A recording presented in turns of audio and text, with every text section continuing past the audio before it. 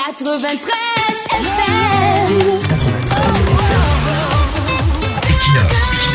Radio.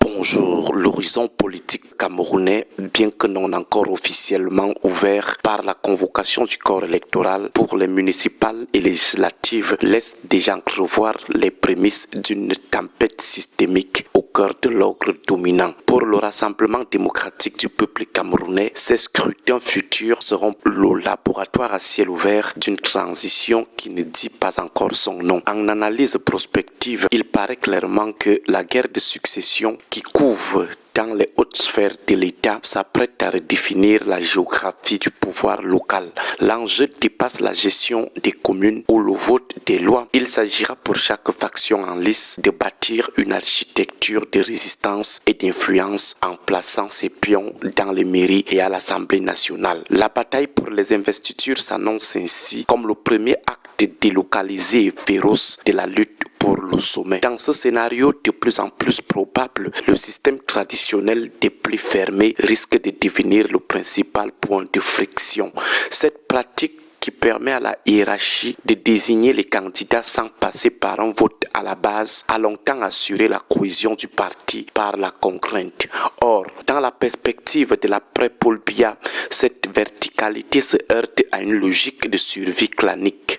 Chaque faction marraine d'un candidat local aura intérêt à encourager la dissidence si le pli envoyé par Yaoundé favorise un rival.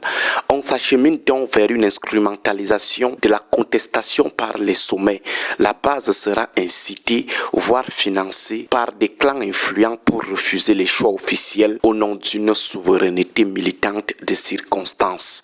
Ça ne sera plus seulement le parti qui parlera à sa base, ce sont des factions qui prendront le contrôle pour verrouiller les positions stratégiques avant la grande explication finale, le grand soir. Cette fragilisation de l'autorité centrale s'accompagnera d'une mutation sociologique profonde au sein du militantisme RDPciste. L'époque de l'obéissance quasi mystique s'efface avec le retrait progressif de la figure tutélaire du chef de ce parti, le gourou central. On a observé dans les dernières opérations de renouvellement des organes de base, une base qui s'émancipe et n'hésite plus à braver les circulaires. Les scènes de tension observées à Saint-Mélima lors des élections de 2020 ou celles observées récemment au Conseil régional du Sud, bastion du pouvoir, ou encore les affrontements lors des investitures passées dans le littoral et l'Ouest ne sont que des avant-goûts de ce qui pourrait se généraliser. La base militante, consciente de son poids et du flot artistique entourant la succession, commence aussi à rejeter ce qu'elle perçoit désormais comme une dictature du parti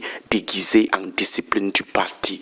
Elle revendique de plus en plus le droit de choisir des dirigeants locaux qui répondent à ses aspirations quotidiennes plutôt qu'à des calculs de palais. Le report des élections locales par le pouvoir semble être la preuve par l'attente de cette peur panique de l'implosion. Le RDPC sait que lancer les investitures aujourd'hui, c'est ouvrir la boîte de Pandore. Si la dissidence interne s'institutionnalise, le risque de nomadisme ou de vote sanction sera forcément élevé. C'est ici que la notion de discipline du parti doit impérativement être interrogée. Pour rester une formation solide, le RDPC ne peut plus se contenter de transformer la discipline du parti en instrument de bâillonnement de la voix de la base. La discipline doit être comprise comme l'adhésion à des valeurs communes et non comme une soumission aveugle à des choix arbitraires du comité central. Transformer la discipline du parti en dictature du parti serait aujourd'hui une erreur stratégique majeure pour le RDPC.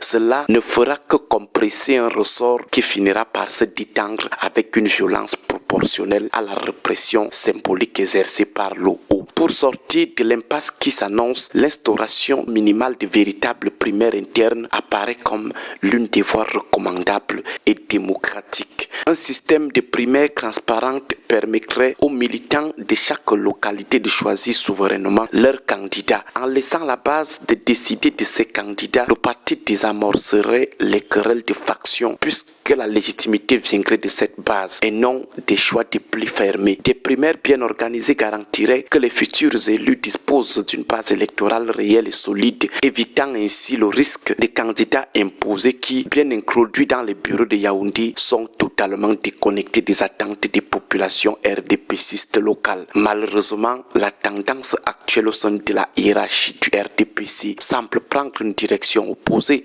cherchant à transformer la discipline du parti en une véritable dictature du parti. Lorsque la hiérarchie force le passage pour des poulains impopulaires, elle affaiblit en créant un ressentiment profond qui s'exprimera tôt ou tard par un vote sanction ou par l'onomatisme. De toutes les façons, cela arrangerait nos attentes qui voudraient tout simplement que le RDPC soit effacé de l'arène politique camerounaise parce qu'il est responsable des 44 ans de misère qui accablent le peuple camerounais. Agréable journée à tous. 93 FM. 93 FM.